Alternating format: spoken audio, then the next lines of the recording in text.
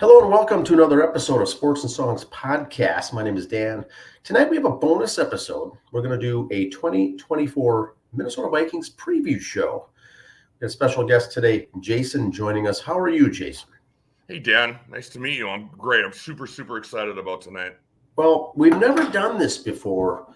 We're going to preview each of the games, a couple sentences or two or thoughts on each of the games for the 17-week season, including the bye, playoff picture, roster stuff, just to give the elementary to average Minnesota Vikings fan just a quick feel for what the season, what can we bring, maybe some predictions, Jason. You never know. I'm open to.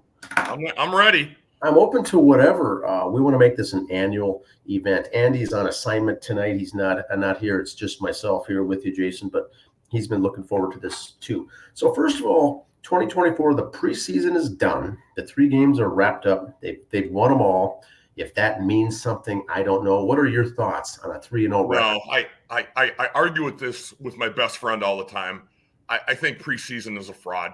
Okay. It's glorified practice. Starters rarely play. There's a few teams in the NFL that haven't even played their starters 1 minute. So okay, Vikings could be 0-3, could be 3-0. They're 3-0 in the preseason. They could easily start off 0-4, right? In the correct. I don't think it means anything. I can't wait for them to go to an 18-game season and 2 preseason games. That will be awesome. Yeah. Here's what they do. They have nothing going on here this week. Right. And then, if you will, Labor Day rolls around and the things kick off that week. National Football League kicks off on a Thursday. The Vikings open at New York Giants, a noon game on Fox. That's September 8th. Going there to the Giants Stadium. They share that with the Jets. Yep. Every other week or whatever, they flip that stadium around and it's full every Sunday. What's your thoughts about the Vikings? They're opening on the road. We better win that game because it gets a little tough after that. I think Daniel Jones might be the worst starting quarterback in the league. The Giants right now are a mess. The coach is coaching for his life. I think we come out and we win that by 7. What do you think? I agree. I like that. And once again, you almost have to win that game. Tough to win on the road, but you almost need to pull that one off right away. Now, the following week, we got back-to-back home games, Jason, at the U.S. Bank Stadium. First one is the 49ers come to town for a game on CBS, of all things. Now, typically, isn't that an AFC channel for the most part, the CBS games? It used to be. Now they changed it around quite a bit. Yeah, it used to be. Yep. So what do you think about the 49ers coming to town with all the big names? I think we're going to get beat, and we're going to get beat bad. I think we're going to get beat by 2 to 3 touchdowns, which is why I think we need to win that Giants game. I think, McCaffrey, if he's healthy, will run all over us. George Kittle. Yeah, they're going to stop us. 49ers are going to be on a mission this year, so we need to win that Giants game to be 1-1. Okay. I like it. What do you think? So those going to the I agree. Those going to the home opener there, it won't be a fun environment there on that Sunday the 15th. You might as well have fun on your pre-tailgating and whatnot, because the game could be rather awkward against the 49ers. Yep. Always tough. Yep. Then they stay at home. Houston Texans come to town. Another noon game. A lot of noon games. There's only 3 p.m. game on the schedule this year, is what I found odd. Not that it's right or wrong or indifferent, but Houston comes to town for another game on CBS against the Texans. What are your thoughts on that?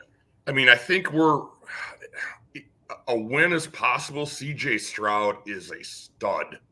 If you remember, he had a lot of draft issues with people talking about him, trying to get him to drop in the draft because he had failed some of those. It scored poorly on the aptitude tests, which ended up being a smokescreen because the guy's an absolute stud.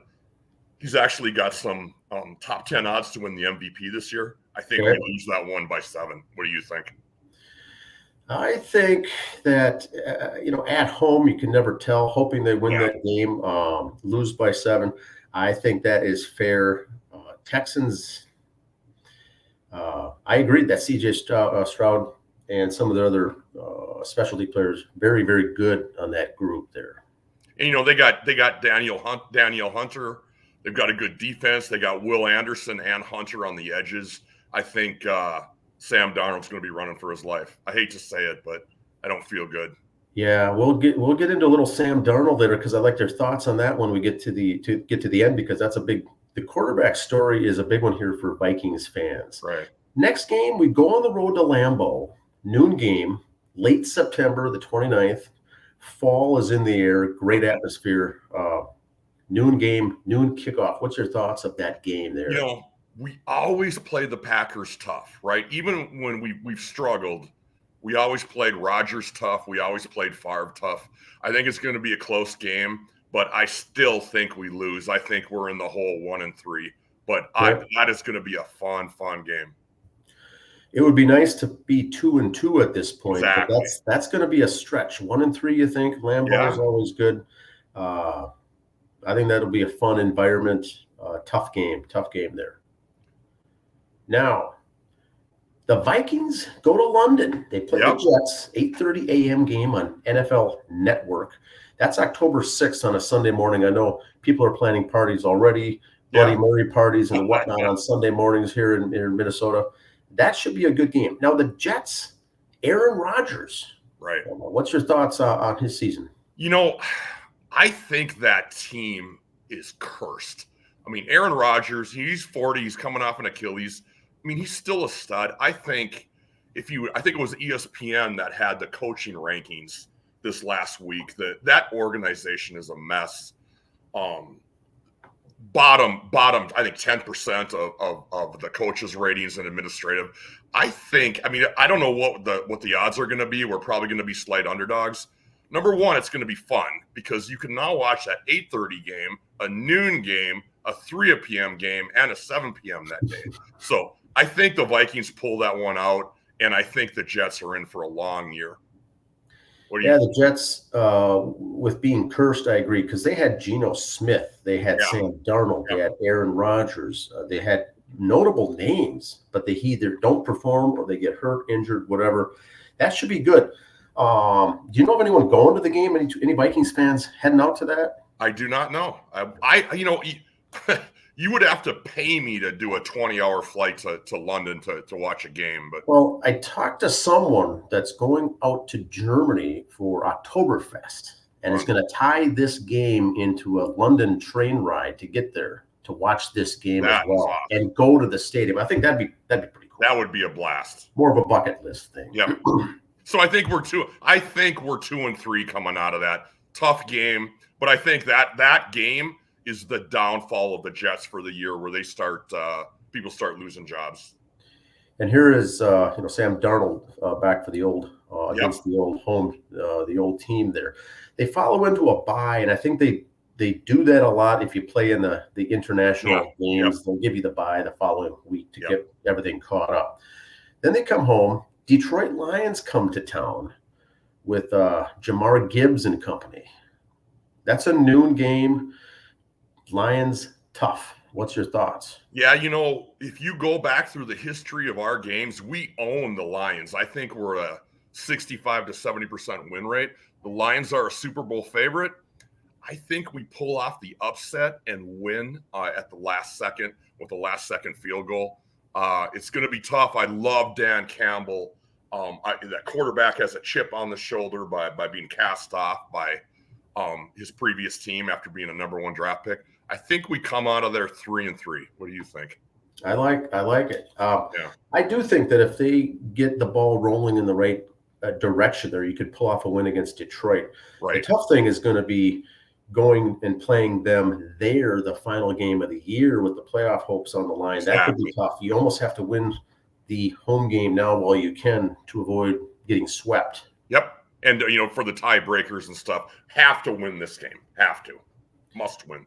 Now, the Vikings then go to SoFi Stadium to play the Rams on a Thursday night 7:15 kickoff on Prime against the Rams. What are your thoughts? I laugh with my buddy John. I hate 7:15 Thursday night games because I am so intense and I am so excited and so wound up at 11 p.m. that I can never fall asleep and I'm exhausted on a Friday. I It's think, true. the Rams are going to pound the Vikings on that night. I think it's going to be over by halftime. I think we come out of there 3-4. Yeah, that's October 24th. Yeah, that's a tough one there to win. If you can pull off a win, that'd be great. Coming off a win potentially at home against Detroit, Right. it's asking a lot Exactly. to do that. Now, the very next Sunday, or the Sunday 10 days later, Yep. Colts come to town, noon game, US Bank Stadium against the Indy Colts. What are your thoughts on that? Yeah, this is a tough one. I mean, Anthony Richardson is a stud, but I think he only played 4 games last year. The Vikings struggle historically against a running quarterback, but I mean, this quarterback, I think he's played or started 14 games in the last 2 years, including college. He's got a long way to go. I think we pull off a very, very tight game. I think this one, Vegas odds-wise, are going to be even. I think we pull off a tight game and come out of there 4-3. And this is another game on CBS Network as well. Yeah. Now, check this out. The next 3 Sundays, a 3-game road trip. Now, all 3 on the road, back to back to back, in Jacksonville, in Tennessee, at Chicago. Now, all noon games, but how's that travel schedule going to be heading down Jacksonville, Tennessee, Yep. Nashville, Chicago? Yep. Coming back and forth, back and forth, back and forth. Trevor Lawrence, I mean, there's a lot riding on his shoulders. I mean, he kind of had a little bit of a down year. I think, he wasted his first year with Urban Meyer. Was a stud his second year, mediocre his third year. He's got a lot of pressure on him. But I think the Jaguars pull out a close one. The next week, the Titans are awful. I think we beat them. And then the Bears, man, I think that is an absolute toss-up. I saw Caleb Williams play a little bit this year. Yeah. He looks like a superstar. So I think we lose to the Jaguars. We beat the Titans hard, and we lose a close one to the Bears. And the Bears game at Soldier Field, November 24th, coming up to the Thanksgiving holiday. Always fun. So that's going to be a strenuous road trip. Now, the benefit of that, Jason, is 3 back-to-back home games. Yep. Really going to help, starting off against Arizona Cardinals. Yep. The Cardinals, if you read about them, Michael Bidwell owned one of the worst organizations in sports. I think they're going to be one of the worst teams in the league this year. Kyler Murray's coming back, from a knee injury. He got a few games under his belt last year. I think this organization is terrible. The coaching is terrible. The ownership is terrible. I think we beat them pretty hard. You go into the Falcons game against Cousins, if he's still upright, right? After, 35 years old with the torn Achilles. I think we beat the Cardinals. I think we beat the Falcons. And again, close game against the Bears. It's going to be rocking. Monday Night Football, 7:00 again. We're all going to be exhausted coming to work on Tuesday. So I think we get a 3-game winning streak there. I think we beat the Cardinals, the Falcons, and the Bears. What are your thoughts? Yeah, that Falcons game will be interesting. Kirk Cousins coming back home, if he's still playing, that is. Yeah. Or injured free, that is. Bears at home on a Monday night game, December 16th on ABC. That's always a good one. They used to do a lot of Vikings Bears Halloween special, Monday Night Football. Exactly. They did that for a while. Yep. So this one's going to be December 16th in the holiday season. So 3 series of road games backed up with 3 back-to-back home games. Yep. Then we go to Seattle, which is, looking at the schedule, the only potential inclement weather game the Vikings really even have. Yeah, exactly. It's a 3:00 game, Sunday, December 22nd, before Christmas. That could be really strange weather. Right. A lot of sleet, right? 3 days before Christmas, a lot of sleet, possibly some rain. Again, who knows what we're going to be at? I'm worried about Sam Darnold. I mean, I don't think there's going to be a lot of middle ground. I think he either rejuvenates his career, throws for 4,200 yards, or gets hurt right away, and this season is a loss. I mean, he has been hurt. He first lost his Jets job because he got hurt. So it's going to be a great game to watch on TV. 3:00 game, probably in the sleet, 25 degrees out in Seattle. I think we lose that on a close game. Okay, I do like that. I do like that. That's one of the games for me that popped out for watching it on television. An afternoon, Seattle Seahawks, the 12th man in the sleet. Who knows what's going to happen there? That should be very interesting. Now, Darnold has not had the luxury of is playing with the receivers that he's got now, the running back, the offensive line. He's got things that he hasn't had in the past. Is that going to be a big change here coming over? Or is that going to take? You look at the Jets are an organization that's a disaster. He had no receivers. Coaching staff was awful. He goes to Carolina. The coaching staff is even worse, which even worse receivers. He fails at those two spots. Now, he does spend a year on the bench for the 49ers, getting his confidence back. KOC is ranked in the top, quarter of offensive minds, if not higher. I just don't know. I mean, it is a coin flip. I think this he has a chance to either win comeback player of the year and set himself up for a huge free agent contract. Because remember, he's only on a 1-year contract, and McCarthy is set to be the starter next year. So Sam Darnold might be playing for $100 million. So now the good thing is the bad thing is that the Vikings offense is so complex. Right. That it often takes a year to get to understand everything, or most of the season, before you come in comfortable with it. It took Kirk Cousins a while to finally get in the groove. On a 1-year deal with Darnold, he's if he picks it up and there's not a lot of injuries, he could do well. If not, it's going to be a toss season anyway, and then McCarthy's going to be coming in 100% healthy, ready to go, and Darnold, it's going to be an afterthought anyway. But if he gets to this game, Seattle still healthy, you're coming now into the playoffs with a home game at Green Bay, US Bank Stadium at noon, December 29th, New Year's Eve, the week. New Year's Eve, right? New Year's Eve. Yeah. That's going to be another fun one, of course. Tailgating is going to be wild. Yep. Packers fans are going to be drinking the 29th, the 30th, the 31st, and the 1st. So this is going to be an absolute blast. It's going to be, tailgating at 20 below. It's going to be an absolute blast.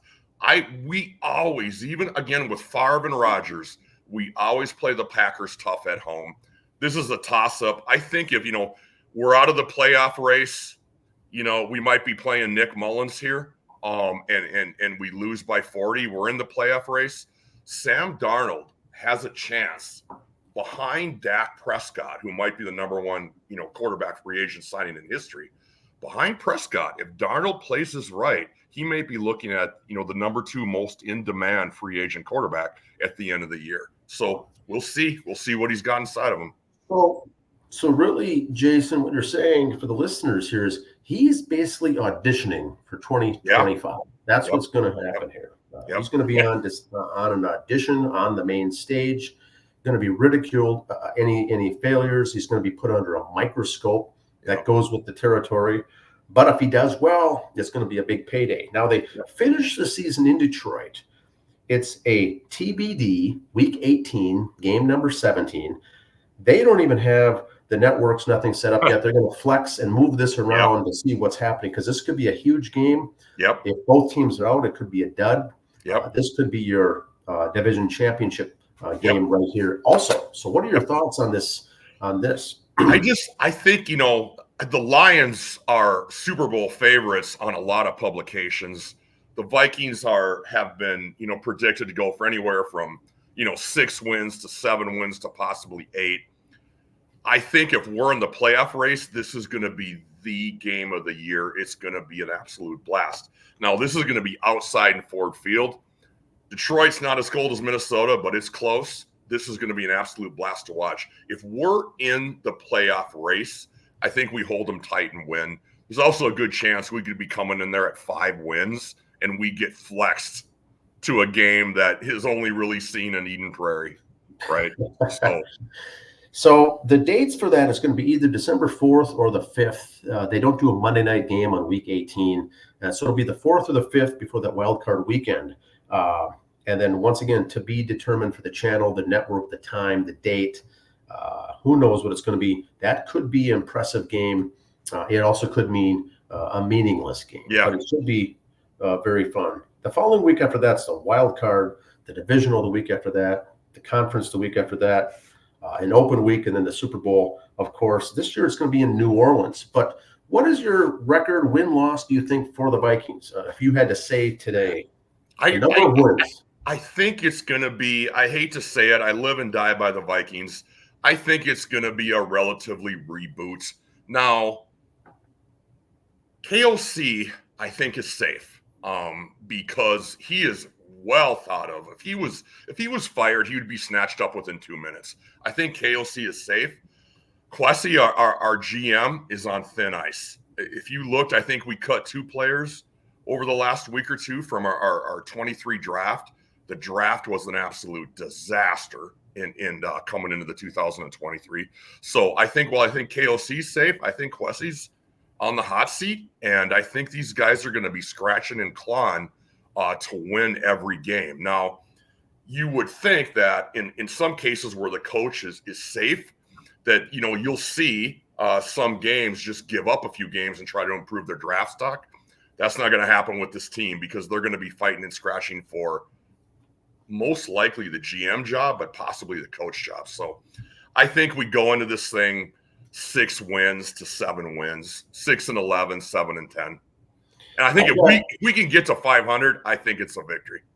I've got 8. A little optimistic though. Yeah. Andy, I talked to Andy, who's not here tonight. He says 6. He's locked into 6 wins.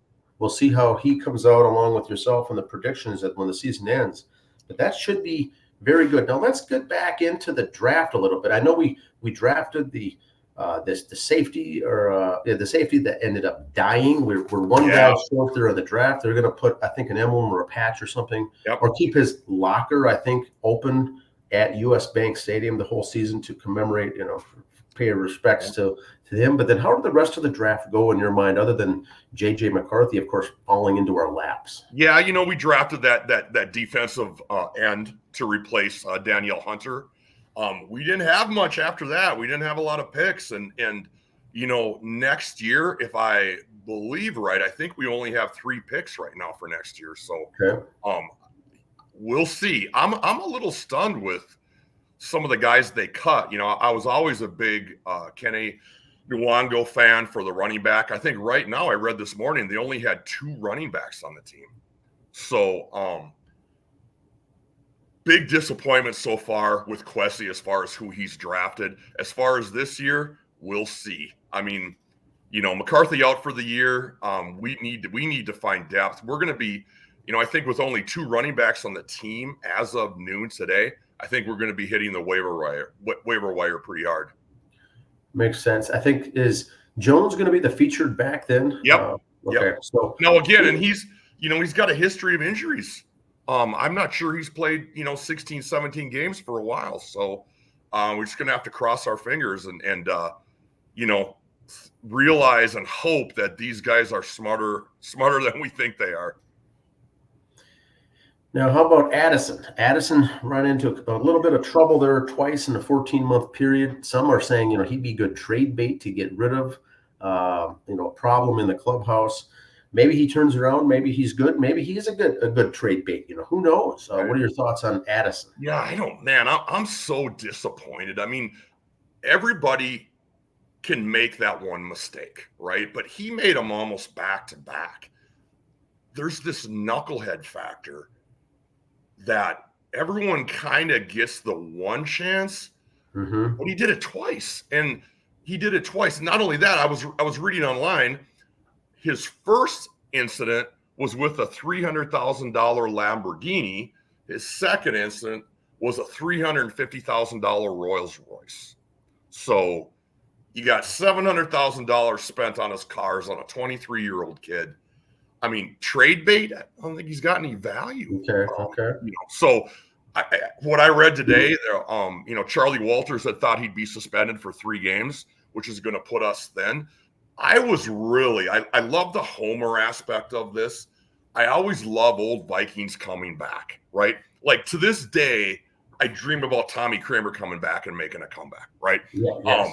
Adam Thielen, there was some thought about him maybe not making that cut. He made the cut. I always had a little hope that they wanted to go young over in Carolina and would cut Thielen. Maybe we pick him up for a 5th or a 6th, but it doesn't look like that's going to happen. So we'll see. I mean, it's going to be Jefferson and probably a bunch of backups that first 3 games if he's suspended. Now the tight end situation is good. Yeah. That's a plus. Yeah. And so that is good. And then the kicker is the young guy, right? The rookie. Yeah. Man, is he a stud? 57-yarder. I think if I'm not mistaken, that is the longest. It is preseason. That's the longest one in Vikings history, if I'm not mistaken. So probably is. We thank God Zimmer's gone, because Zimmer ruined probably 2 or 3 of our kickers. So my God, if a 22, 23-year-old kicker on a minimum salary, we've got control of him for 3 to 4 years. I mean, if he is good, that is a win for us. 1 game a year consistently comes down to a kick, right? How many games have you seen where they miss the extra point and we lose by 1? Important stuff. So the draft. Okay, so let's see. How about the roster? No, we talked a little bit about the roster. Any notable cuts? Like I had mentioned, I'm stunned on Nwangu. They had been high on him, and he was a fantastic kick returner. And with the dynamic kicking change rules this year, they really need a good kick returner. Now, maybe they're bringing him back. I just wasn't aware, but I always liked him. I loved Chandler. I loved Nwangu. These guys were fast. I don't know what the plan is as far as what they're doing with running backs. I would assume you're going to see some people. I saw Dalvin Cook looks like he's going to sign with Dallas. So who knows what the Vikings have planned. How about I just remembered one thing. Back to J.J. McCarthy taking the year off, or getting the year off, injured for the entire year.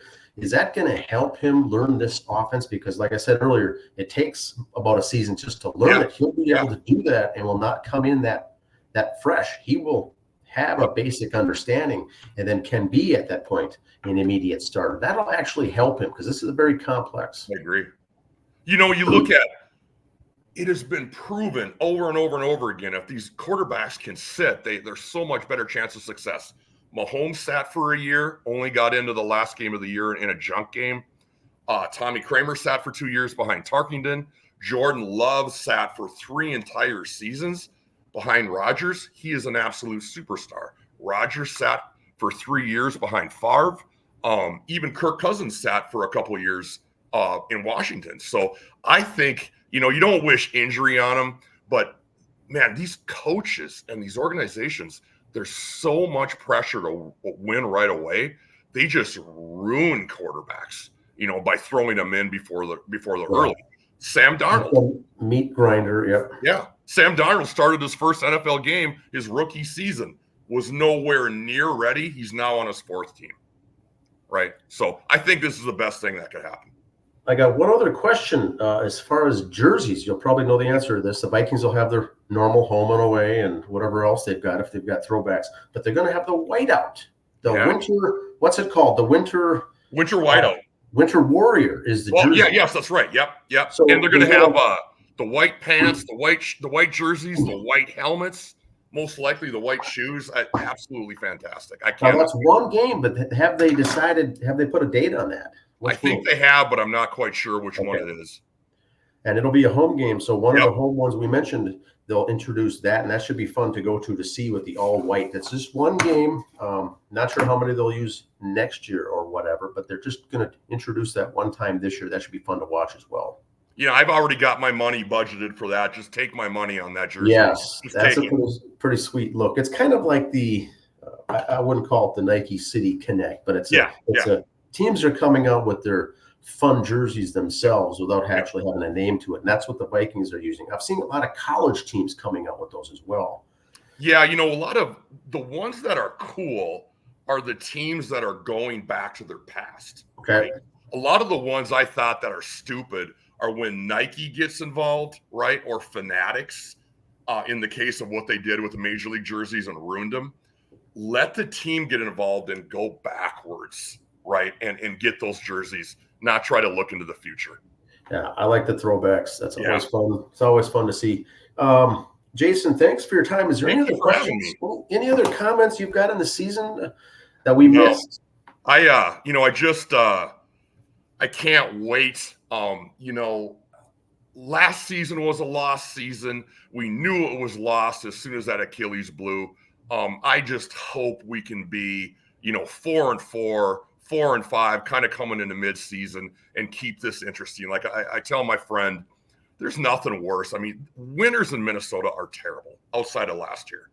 There's nothing worse than being 3-7, 3-8, right? Yes. On a Viking season and being in the middle of December or January. It's awful. So I'm hoping Darnold, you might be looking, Dak Prescott's looking at 60 to 65 million, maybe 70 million a year. If Darnold has a big year, he might be looking at a 40 million a year contract. Let's see what he's got. All right. Well, thanks again, Jason. This is very interesting. We're hoping to do this now going forward every year. Just a brief overview of all the games for the Minnesota Vikings. So thanks a lot for your time. We look forward to chatting with you in the future, Jason. Thank you, Dan. I love your stuff. Appreciate it. Thanks for your time. Appreciate it.